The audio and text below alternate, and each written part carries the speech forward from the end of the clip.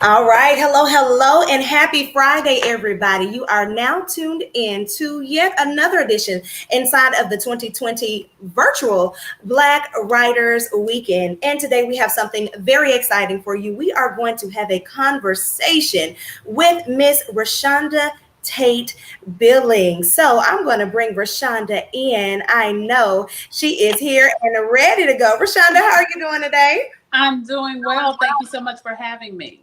Good, good. Well, you know what, to our viewers, I have to let you know. Now, Reshonda is a whole lot of things, okay? She's a whole lot of things. She is a author, of course, as you know. She has done so many things, but one thing I want to point out is that she is my sister from another mister, and she doesn't even know it yet. She has a background in radio, also TV, the broadcast news side, and she is also a member of the Divine Nine. And don't worry, I'm not going to hold it against you that you wear pink and that I like to wear crimson, but we're going to have a really good conversation on today as One our love.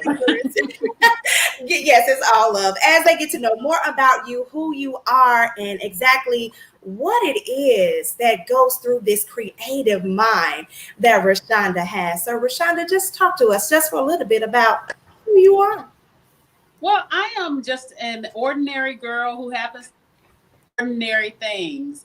I love writing. I love making up stories. My mother calls it lying, but it's just my active imagination at work.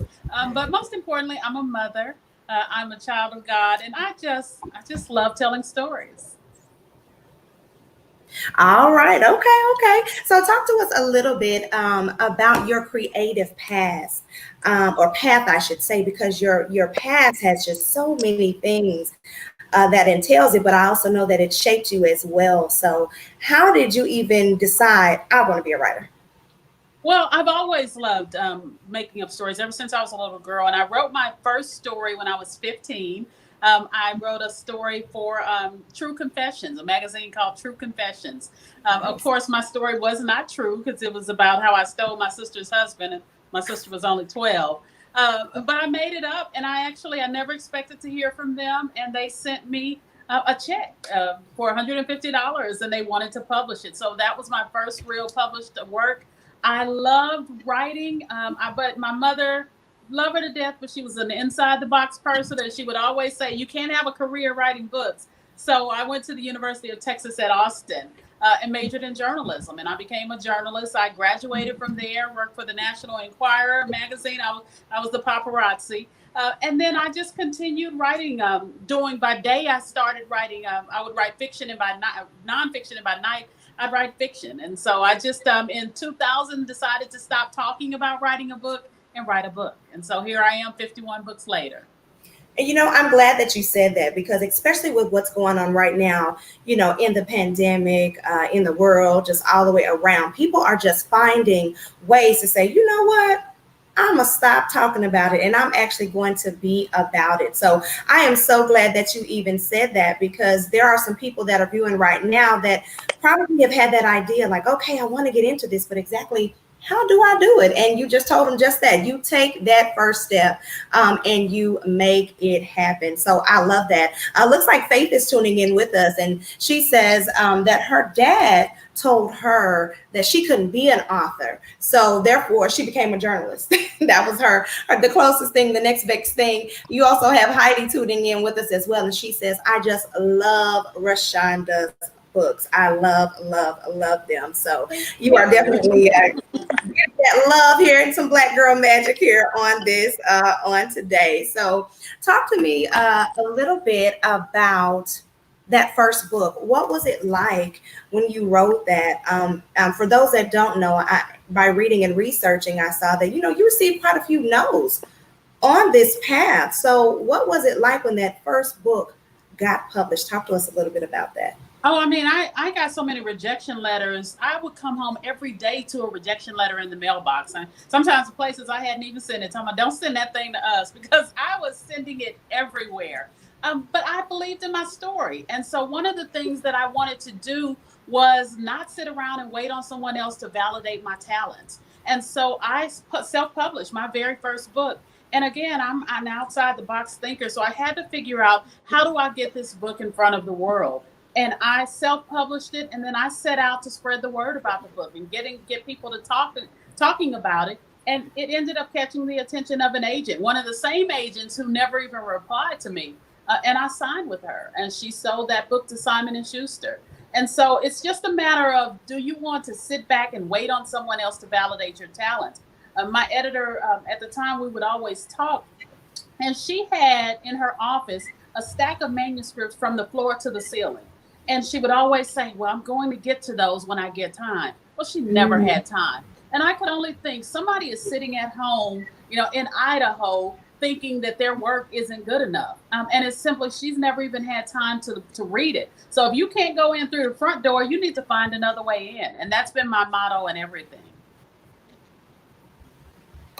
And I'm glad you said that about the manuscripts. We've had that conversation a couple of times throughout the panels and throughout the past few days about that. And several of our viewers have asked, will you take a manuscript? How do I get it seen? So I'm glad you mentioned that as well, that somebody has to view them in order to give those writers a chance. So that was very, right. very, And very in this day and age, it's so hard to get in front of an agent or an editor. So one of the best ways is to do it yourself. It does not have the stigma it used to. Do it yourself, and then build a buzz. Get people talking about your book. And then that'll have the people coming to you. Because here's the thing, I got so many no's, but I would tell you probably 80% of those no's that I got later on in my career came back to me and asked me, did I need representation? And I'm okay. And I believe, if I read this correctly, now correct me if I'm wrong, and we're talking about things happen on a chance. Did Regina King take one of your books and turn that into a film? Talk to us about that. Yes. So Regina King directed my book, my second sophomore novel, Let the Church Say Amen. She directed it. Queen Latifah produced it. T.D. Jakes was an executive producer. And, people always ask me how I got my movie deal. I got my movie deal by being nice. And I know that sounds like a cliche, but I was at a book signing, and this young lady came up to me and she said, I'd love to get a copy of your book. And she had on a McDonald's uniform. She said, but you see where I work, I don't get paid until next week. So I bought a copy of the book for her, and I signed it, and I gave her my undivided attention. And she was so moved that she gave the book to her sister, who worked in an airport bookstore in Phoenix. And one day Juanita Bynum was coming through that airport bookstore and asked for a recommendation. And the girl suggested my book because I had been nice to her sister. And Juanita bought the book. She read it. She loved it. And she sent me an email and asked if I would give her my permission to take the book to Hollywood. And that's how I got on their radar. Oh my goodness. Now, how cool is that? What was that feeling like? Because you said that it's just simply being nice to people. Sometimes when you meet, it doesn't matter if it's a celebrity. I'm sure you've interviewed people throughout the years. I have as well. And sometimes when you just meet people or approach them in the airport, they are just totally, unapproachable. Let's just say that for a better term, but unapproachable. So how important is it to be nice? I was always told that it's nice to be important, but it's more important to be nice. That's just my philosophy. Now, what I don't do is I don't hold it against people, because you never know what's going on in somebody's life. But I try for the most part just to always go above and beyond and be that nice person. One of the things that I do, I value every single reader. I know some authors that will go someplace and they'll have 5 people show up and they have an attitude. So they're sitting there mad because they wasted their time. But I always tell people, one of my most inspiring stories to me is I was at a book signing in Arkansas, and I had 3 people show up. And the bookstore owner, she was so apologetic. She said, I'm sorry, I don't know what happened. I said, me and these 3 people are about to have a blast. And I gave them my undivided attention. We had a wonderful time. Turns out one of those people was married to a buyer for Walmart. And the Tuesday after my signing, he ordered 17,000 copies of Let the Church Say Amen. And that's how I got in Walmart. And so, again, imagine had I set up in that book signing and been like, it's only 3 people here. But me giving her my undivided attention and treating them as if their time mattered ended up making me get into Walmarts all over the country. Well, I'm so glad that you got to come down here to this very state of Arkansas and get some of that Southern hospitality. I am in Arkansas, and so you heard me say, come on, I hit my leg and everything and got real country for about Well, 2.5 Arkansas is my seconds. home. That's my Yes. home. I'm Where are originally you from from? Arkansas. What I'm part are you from? I'm from Smackover, Arkansas. It's a small Yes, town. come on, Miss Billingsley. Yes. Yes, Well, now you yes. really are my sister. Of course, I'm right here in Little Rock, so this is just this is by chance. I love that. I love that for this conversation on today. Looks like one of our viewers says she really appreciates your great advice because around 5 years ago, she left writing and now she just got back into it. And so she appreciates you and just your story, just your passion, because you have inspired her to jump back in and to get back in there again. So definitely an inspiring story that you have. Black Culinary History says this is the second time today the story of self-publishing as a pathway to larger book deals. And I'm wondering, as someone, thank you, I'm wondering as someone that's utilized both spaces, if you have a preference. Yeah, so I mean, it's twofold. With self-publishing, you do everything yourself. So that means you're collecting the money yourself, and I'm not good at that. So I had a lot of bookstores that owed me money. I hate being the collection agents, but you have to do it all. And I did it as a pathway to get into a book deal. The industry has changed now. I highly advise self-publish because you could be waiting for years and years to get a mainstream deal. And even then, you're still going to have to do the work that goes into self-publishing. The only thing you don't have to do is collect the money, but you're still going to have to get out there and pound the pavement, because unless you come in with a huge following, then the publishers are going to publish you and send you on your way. So you might as well get all the money, since you have to do all the work anyway. And I'm glad you said that too, because there are a couple more viewers that are typing, and I'll get to their comments and also questions in just a moment. But for those that are just starting out and are thinking, especially with everything that's going on in the world, how can I just continue to basically promote myself when nobody else wants to hear me? Could you give them some kind of, just tips for that and what that's like and what you've experienced? All it is getting in the right hands. One of the things that makes people successful are grassroots efforts. And so just continue one person at a time, and word of mouth. I always say that's the thing that makes the biggest difference in an author's career, is word of mouth. Because if your book has legs, that means people are talking about it. They're going to tell somebody else and tell somebody else. And that's what you need to focus on. So often people will jump into, the Atlantic Ocean instead of jumping into the lake in their neighborhood. We always talk about become famous where you are. You want to become the most famous author in the world, but start in your town. If you're in Little Rock, Arkansas, become famous there, and then branch out and become famous in the state of Arkansas, and then branch out from there. But you just have to keep moving. And, I know a lot of people don't like to be on social media, but that's the world we live in now. No longer can you do, if we write it, they will come. You have to get out there and go to the people. All right, so Black Culinary History, I hope that answers a little bit about you. You have to get up and get out and get something. I believe that's what they say. You have to actually make it happen. And I mean, look how this even happened today. You have Smackover, Arkansas, Little Rock, Arkansas, coming to you to your very living room and wherever you are all through the Atlanta Black Writers Weekend, giving you some great information on how you yourself can achieve that dream. So throughout everything that you have done, Ms. Billingsley, what has been your favorite? And when I say that, I know you said you do fiction and also nonfiction. If you had to choose and just do one by itself, what would it be? It would definitely be fiction, because I was a journalist for 20 something years. I'm still a journalist. So when I write nonfiction, I feel like I'm at work. Fiction allows me to let my mind run free. It also allows me to take, if somebody makes me mad, I take it out on the paper. And so I just have so much more freedom with fiction than I do nonfiction. Okay, I like that. Okay, well, talk to us about some of your works. I mean, you have several books. You have, the book 316 or the book in room 316 was done in the dark. Talk to us about some of your books and some of the other things that you have coming as well.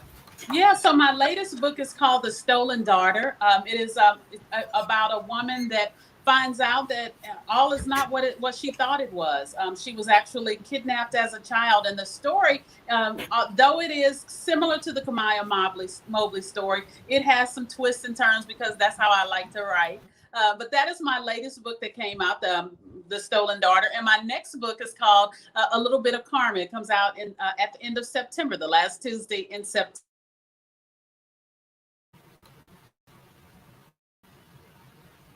And are you still there? There we go. I am still here. Can you hear me? Yeah, we hear you now. Yes. Okay.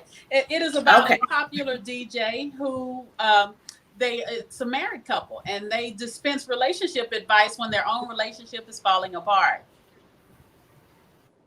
Oh, now that hits home for me. I've been in radio here for about 20 years, so I cannot wait to read that one. That is what I'm definitely going to have to put on my to read list. So for you and during this pandemic, especially since you already have that one coming out in September, how hard has it been, or has it even been hard for you to keep your creative juices flowing and still be able to deliver when you know your fans want that good old RTV feeling in their hands as they flip those pages? It's not hard to deliver. I am working. I do have several other jobs, and I am working from home. And that is a challenge because I feel like I do more work from home than I ever have actually going into the office. I am in Zoom meetings all day long, it seems like. And so that's a challenge. And because my son is here, my children are here as well, and so I have to play now, especially that they're back in school. I'm doing all my jobs, and I got to be the lunch monitor, the hall monitor, the cafeteria lady, all of the above. So it is a challenge to navigate it all, but it doesn't affect my creative juices because it can't. So people will ask me a lot of times, so what do you do about writer's block? I don't get writer's block. I write through writer's block. Even if I have to delete everything, I write through it.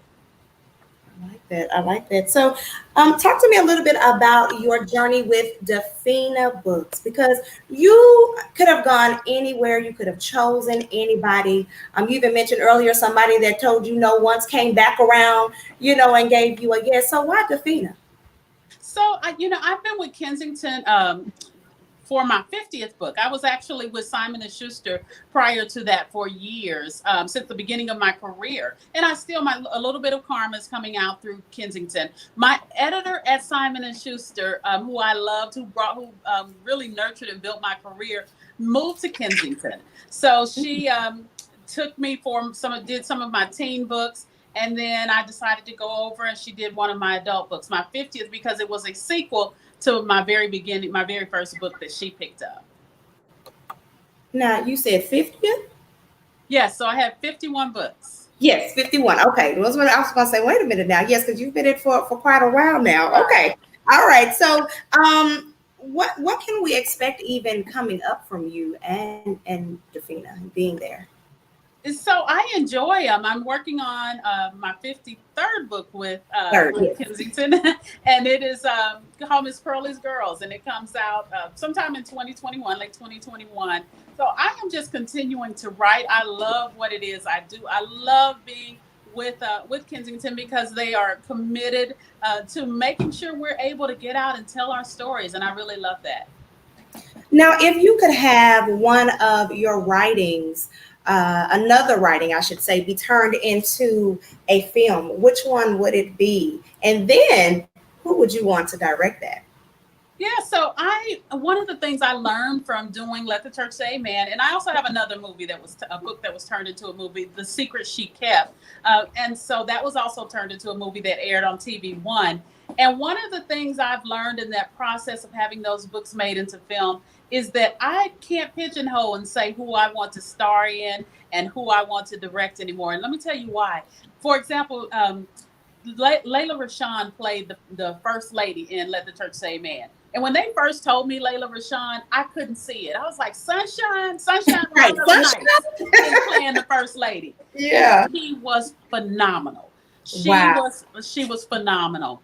And I was so excited about how she did and all of that. And so I really don't box myself in anymore.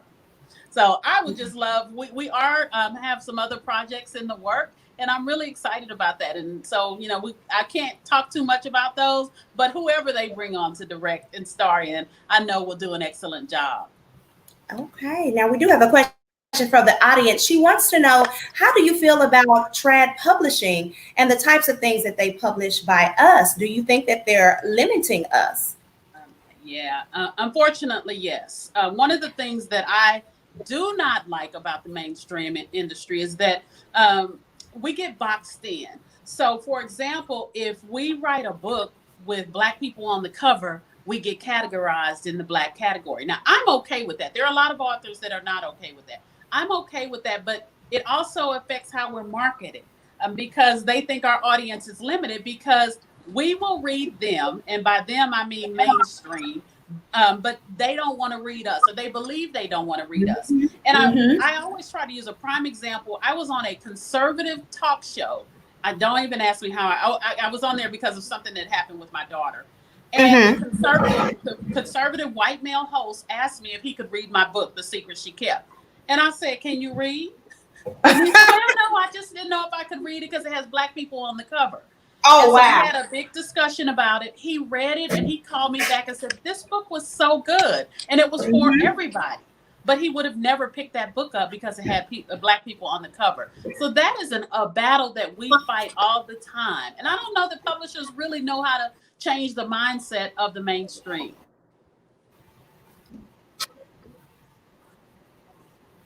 So I hope that answers the question. I'm looking here at some of those comments and switching some things around also in my background. That's all right. You're multitasking just like I am today. I saw your baby with the hand kind of movement, and mine just came in from school. So, hey, women are definitely working it out and making some things happen here during Black Writers Weekend, because that is not my baby. So, you know, you reach a point in life where you go from being, you care for the kids, and then you're in the sandwich generation. That is my mother. My mother is disabled in a wheelchair, but she has. Oh, don't feel sorry for her. She had never met a camera she didn't like. So I've been over here pushing her out the whole time because she's trying to get in the shop. Tell Mama we love her too. Hey, Mom, we hope you are enjoying today and this conversation. Right. That is all right. And Faye said, thank you so much for answering her question about that. So talk to me a little bit about what so far has been your favorite book from all, because you have 53. Even somebody said 50. Wow, let me get my right on. Let me start right now. So you have gone through so many different, stories and thoughts, and can I throw out entanglements? Could be some in there too. Yeah. What is your favorite books thus far? So that's like asking me which one of my kids I like best. And, it's so hard. Though my daughters would say the boy, I like the baby boy. But no, if I had to choose one, it would be The Secret She Kept would be one, because of the impact it had on people. It deals with mental illness, and I'm an advocate of mental illness.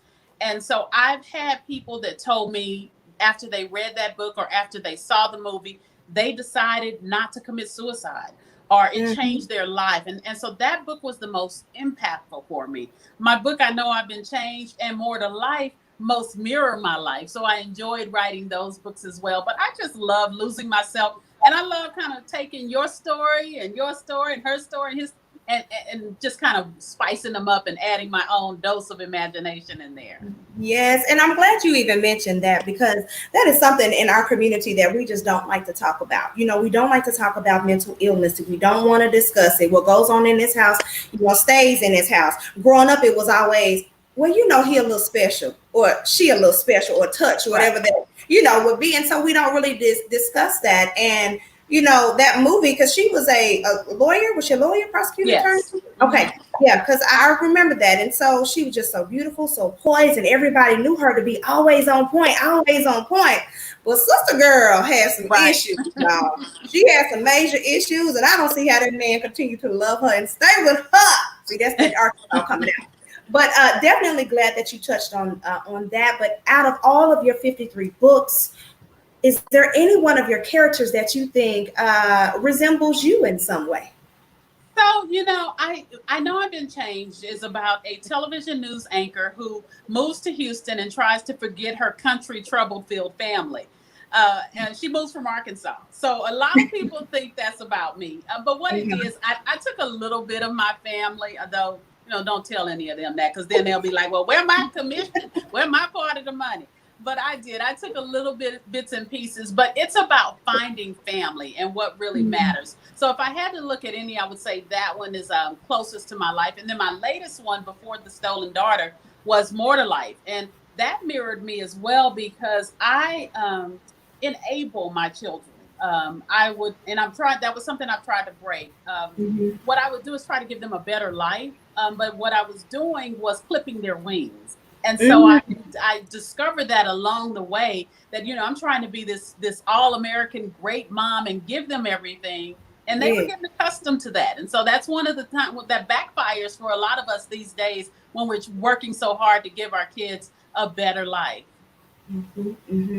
And some advice for those that are here and are moms and are struggling with that balance, especially with, as you said earlier, having to be, I'm the teacher right now, I'm the lunch lady, I'm the nurse, math. I don't know that new math that they're doing, but all of that. And then I still have my own passions and things like that. I know you are a poet also. And so it's, how do you just keep that to stay sane enough to be insane enough to continue to meet the demands of your fans?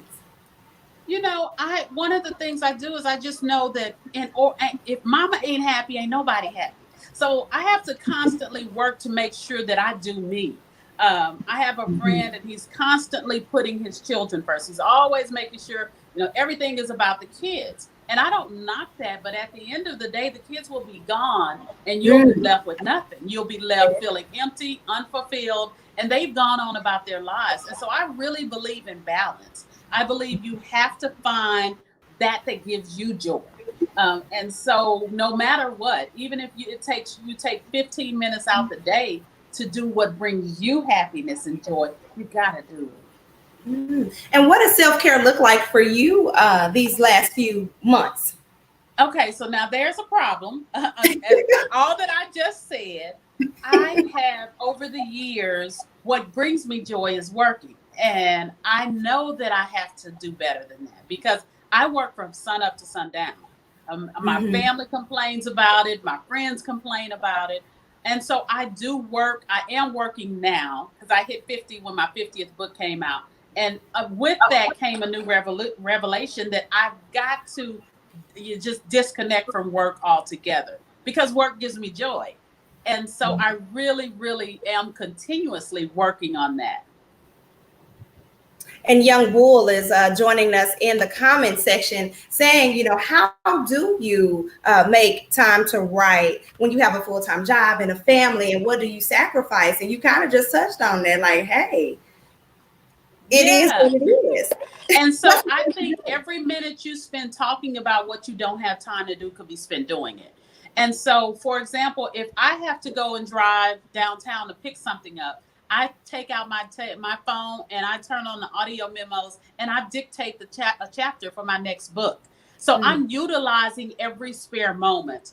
And then I do now, I didn't do this for a while and I had to catch myself. I will disconnect from everything and go watch a movie with my son. But the rest of the time, those spare moments, I'm not sitting around. So what I sacrifice is idle time. I don't do idle time. Like that. So talk to me about your journey to Brown Girl Books. Talk to us a little bit about that. So Victoria Christopher Murray is another author, and she's a dear friend of mine, and we were writing books together. And what we were finding is a lot of authors were not able to break into the business because of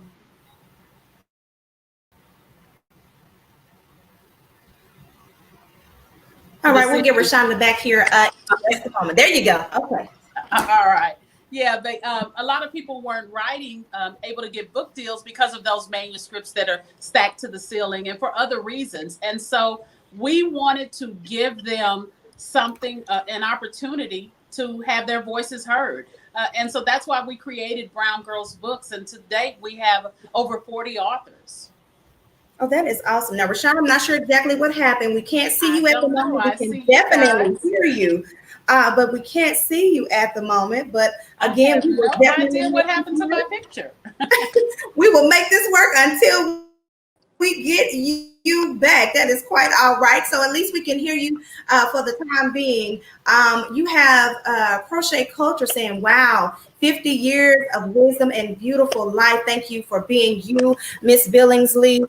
You also have, who is it? We have Julie coming in saying, these are wonderful time management tips. Well, yes, Julie, that's Jolie. I'm so sorry, Jolie. That's exactly right, because we are all just scrambling, to find some type of balance right now and figure out, well, what do we do next? So if you don't want to get in that kitchen, honey, hey, some people are figuring out they may not cook, they may not clean, but they're going to tell you how I got that ring. I want you to figure out how you are going to get that book, Jolie. That's what you need to do. And of course, that is what Miss Billingsley is telling us right now. So if you're just now tuning in, we are on the line right now inside of Black Writers Weekend with Reshonda Tate Billingsley.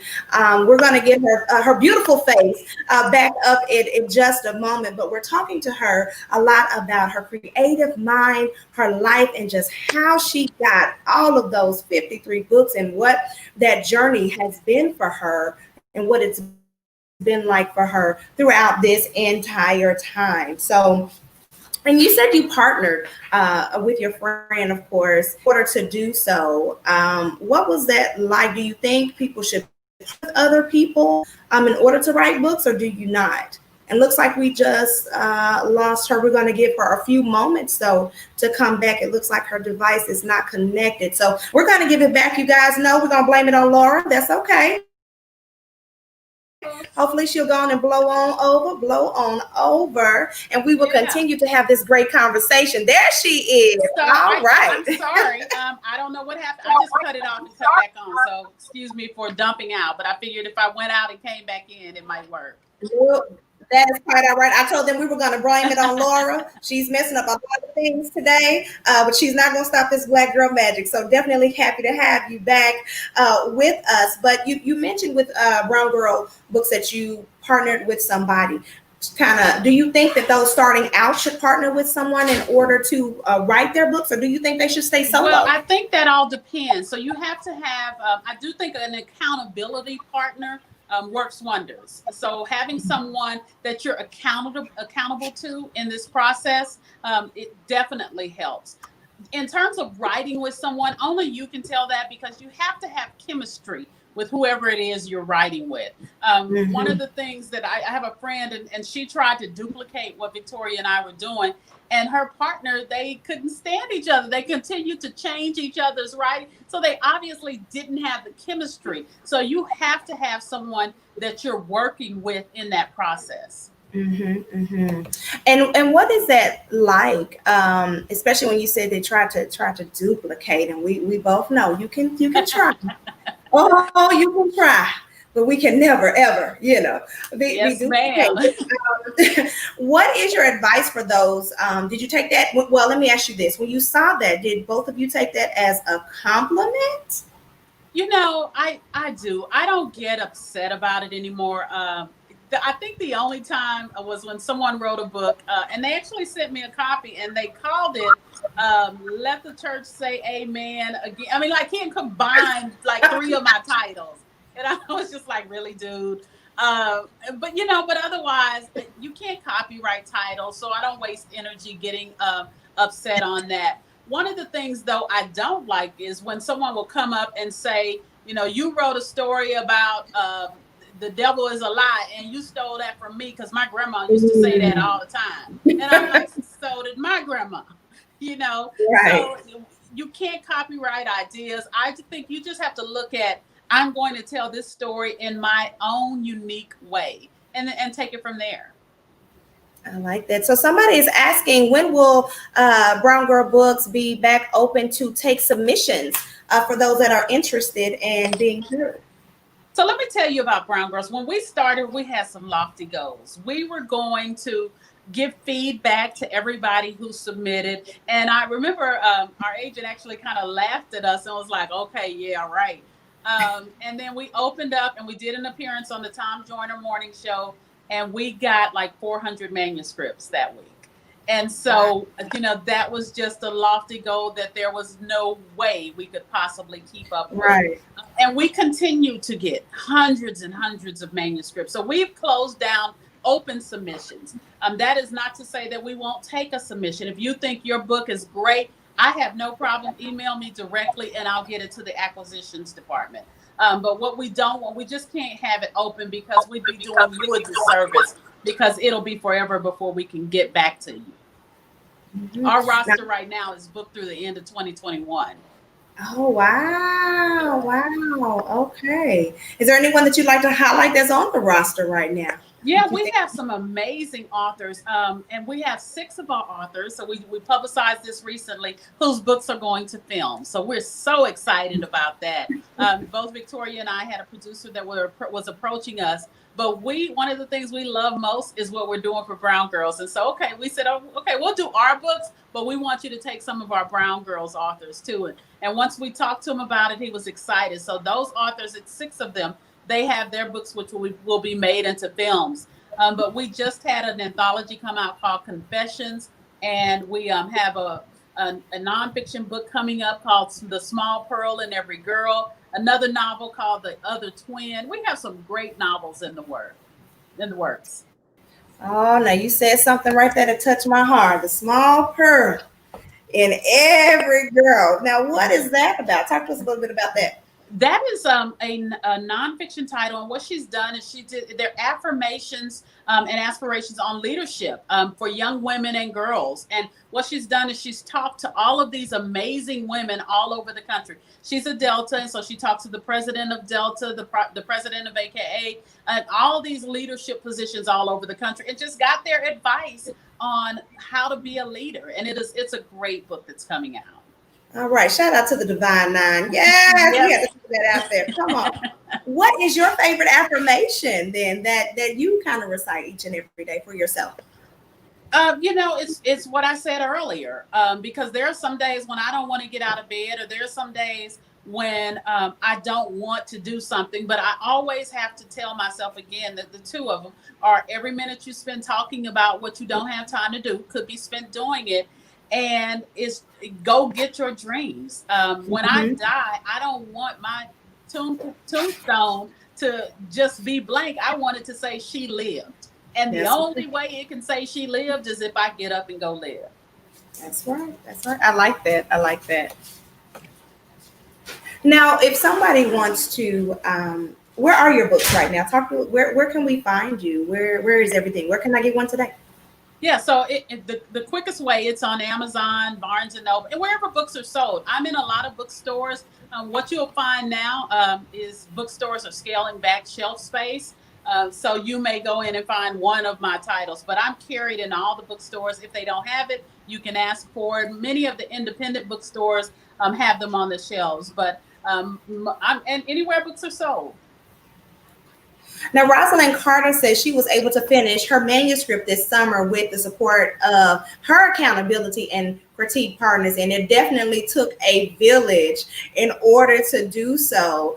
We have another viewer saying that they like that you said no spare moment. They like the idea of having no spare moment at all. So we know your mom, of course, was in the back making her cameo with us during our conversation. But who else is a part of your village that keeps you going and keeps ideas even flowing and going through your brain? I do. I have 3 children, and they support and love what I do. It's no big deal to them anymore. My middle child is also a writer, but so I have that, my immediate family. I have friends that have been there from the very beginning who stopped reading my books on like book number 3, but make sure they buy it and tell everybody they still buy it and support. So I have an awesome support system. And then I have a very special individual who makes me turn it all off, and we just will go watch a movie. And because, like I said, that is something that I constantly have to work on, and he makes sure that happens. Now, can you tell us again about your latest release that's coming out? It looks like someone missed that title, and they want to make sure that they put that on their to-read list. Yes, September 29th. I think that's the date, the third Tuesday in September, and it is called A Little Bit of Karma. Who's your favorite character in that book? You know, I had so much fun with that book because what I love to do as a writer is I love to take someone that you automatically hate and turn it around. So at the end of the book, you're going, well, I know he was no good, but because as a writer, what I like to do is show the reflection of real life. And in real life, people are multi-layered. No person is all good and no person is all bad. I have a book where I exemplify that the best. There's a book called The Devil is a Lie. And it's about a woman who wins the lottery. And when she goes to collect her money, her ex-husband shows up with the woman he left her for and tells her the divorce was never finalized and they want half. And so as a writer, my challenge is to immediately go in and say, okay, see, that's somebody the readers are off the top going, I can't stand him. And at the end of the book, you're like, okay, he took her money, and that's I feel like I've done my job. And it looks like Chanel said, ooh, that sounds a little juicy. I like that, a little bit of karma. Yeah, I like to write it. And that's a different, it's a kind of a different twist on how I normally write.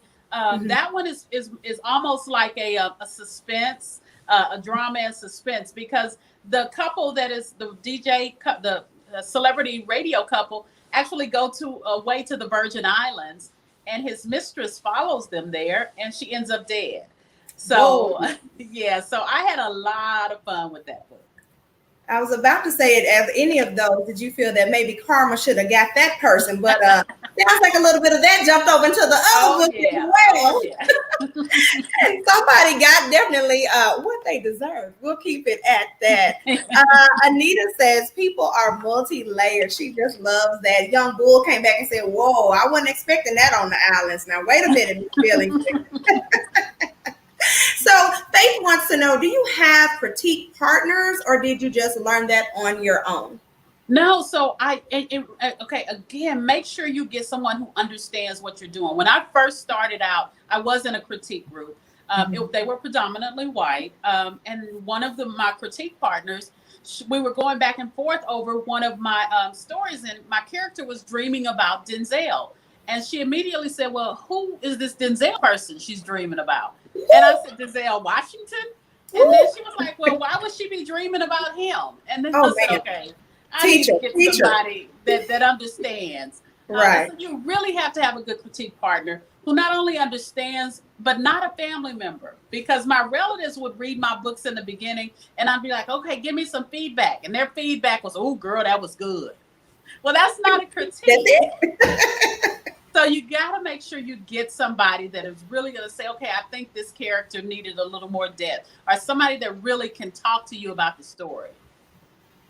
Glad you said that because sis, everybody out there listening, Keisha may not be able to help you with this one. Okay? I know she was real good in English back in high school, but she may not be the one that you need to take it to the next level, all right? Exactly. And Miss Billingsley just told you that. Get somebody that knows about the business who can actually guide you and help you along the way.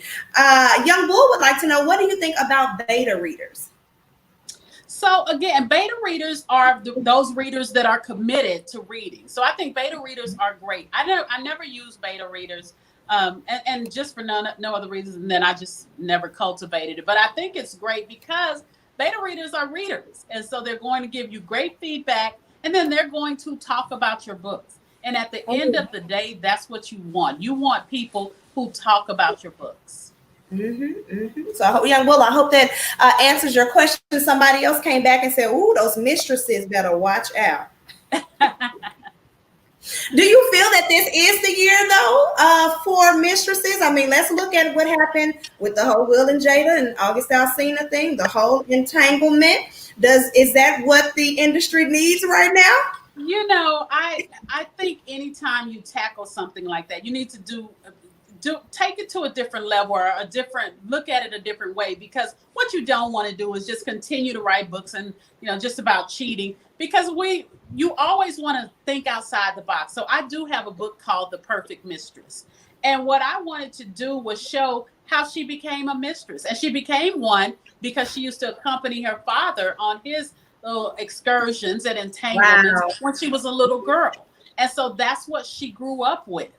And so I took that age-old topic and found another way to tell the story. So if you do continue to tackle it, find another way to tell it, because again, it's about thinking outside the box and giving readers something different. So y'all, there you go. Now, if you were thinking about that and wanted to do just the same old type of mistress story, you just heard it. You're going to have to think outside the box, take it just a little bit further in order to make that happen. Okay, just wanted to say that. And looks like we had another comment. And please, we love the conversation. Please continue to put your questions for Miss Billingsley inside of the chat. She is seeing it and getting it, and I am also relating them as well. So we want to make sure that you are heard, because that's definitely why we are here, is to help each other and for our voices to be heard. Heidi says she is a part of a writers group that helped her. Can you suggest maybe any good writers groups that could possibly help a newcomer? Yeah, see, that's hard because they come and they go. So I really just suggest looking in your area and talking to other writers that may be in your area and seeing what organizations or what part of any groups they may be a part of. It's so hard to say there's a particular one, because they folded over the years, and it really is just kind of individualized to each area. And as Reshonda said earlier, social media is the place. Absolutely. Get in there, get in that search bar, just type writers groups near me, anything that you need in order to get connected to who you need to be connected with. And we have another question. All right, that's okay. I know in just a second. There you go, 2.5 seconds. What is the best piece of writing advice that you have received? Probably to just do it. So here's the thing. If you sit down and try to write what I write, what you read, if you get one of my books and say, okay, I'm about to sit down and do this, and then you sit down and you expect to churn that out on your first draft, you will be very disappointed. What you read is not what I sat down and wrote on my first draft. Good books are not written, they're rewritten. And so I think if you take that approach, I look at it as making gumbo, even though my family says my gumbo sucks. I go in and I start with the root. And so with my writing, that first draft is the root. And then I go back in and I add all the things that make the gumbo great. I slowly add all those things. And that's how you approach your writing. Don't sit down and try to write a finished book, because the good books aren't written, they're rewritten. There you go, guys. There you go. So hopefully that answers your question for coming in, Miss Faith. I know Miss Faith has been very active. She is loving the conversation. She was here, I think, before we were ready to go on today. So we definitely appreciate her for that and stepping in there. And so just kind of still looking at some of the notes that I have. What was it like when you received the NAACP Image Award for Outstanding Literature for Say Amen? Talk to me about that. So that is both my greatest moment and my saddest moment. I was on the red carpet prior to going in, and I kept getting pushed aside, for the real celebrities. So I remember they pushed me aside. Jamie Foxx came and Halle Berry came, and so I had to kind of get pushed back. And so I didn't get into the theater until 3:15. The program started at 3. And they went through the whole program, and my girlfriend, Victoria, texted me and said, "Where are you?" And I said, "I'm here in the theater." And she said, "You won." And I said, "They haven't called my name yet." And she said, "Yes, they did, and you weren't there." So I won. I did not get to go up and accept my award because I was out on the red carpet trying to be cute. Oh, wow. So yes, I sat through the rest of that evening just fighting back tears because I could not believe I had missed that moment. Mm-hmm. See, I would have been like, Jamie, excuse me, get out my way. You too. Get out my way. I'm coming through. I gotta make my way. So even to those that are watching, even if you feel that it's not the right moment, when it is your time, it is definitely going to be your time, and you will get those accolades, and you will be heard. So as you've even heard from Reshonda's story, just keep going, keep pushing. Keep fighting, keep writing. Don't lose your drive. As she stated earlier, you may hear a few no's, probably a few more than you would like to hear. But of course, one day things are definitely going to turn out for you. So are there any more questions here in the group? I'm looking to see if not, definitely tell everyone. We have it kind of in and out of the screen, but tell everybody how they can find you and keep up with you and get ready for this novel that is coming out September 29th. Yes, my website is my very long name, ReshondaTateBillingsley.com. And then you can follow me on Facebook the same way as Reshonda Tate Billingsley. And then I'm on Twitter. I am a little bit uncut on Twitter. I'm a big political junkie. So don't hold anything you see on Twitter against me.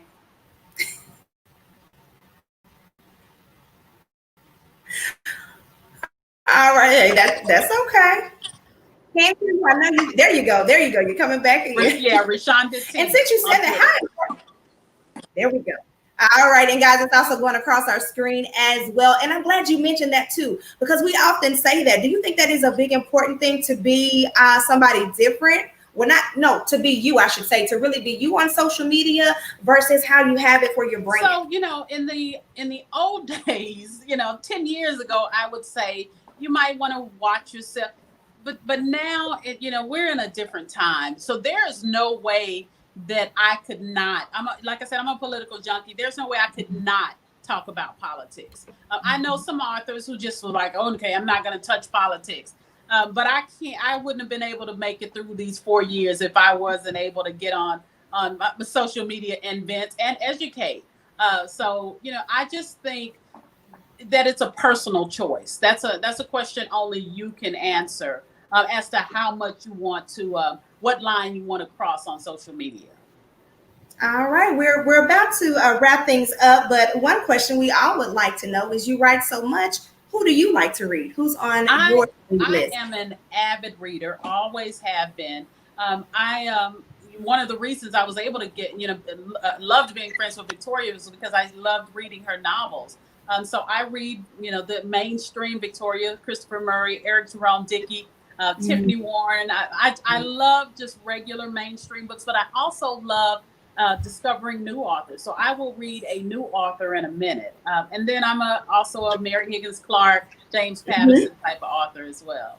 I love it. Well, thank you. We appreciate your conversation today. And to our viewers, you didn't know you were going to get 2 Southern Bells on this Friday afternoon, but we appreciate everyone for tuning in for our conversation with Reshonda Tate Billingsley. More is on the way inside of this jam-packed weekend for Black Writers Weekend 2020. Make sure that you follow Reshonda. Make sure that you follow her. Once again, we're going to tell you where that is. We're going to put that across the screen. I see mine is running right now. Of course, I am KB Ms. Opportunity Knox. And of course, you have Reshonda Tate Billings as well. Thank you to our sponsors for this year, Wattpad. You also have Amazon, KDP, Harlequin, and Goodreads. So one more time, we'll get that across the screen because we don't want you to miss what's coming up, especially with Karma. Coming to you guys. It's coming. Thank you so much. And there you are. Thanks so much, Ms. Billingsley. You be safe and stay healthy. Make sure you have a good rest of the week. Thank you. Okay, take care. Bye-bye. Bye-bye.